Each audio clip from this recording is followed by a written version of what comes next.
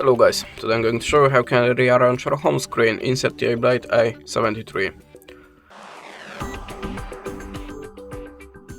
So if you open the home screen, just hold the finger on the display. Now we can go to the widgets.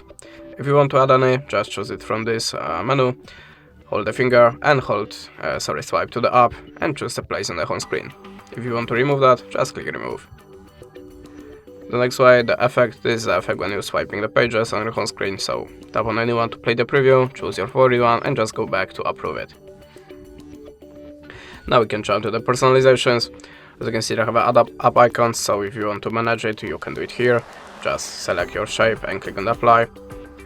We can also here change the animation speed if you make your home screen a little bit faster and other animation. And we can also change the the size of the font and the weight of it. And that's it. Thanks for watching, leave us a like, recommend and goodbye.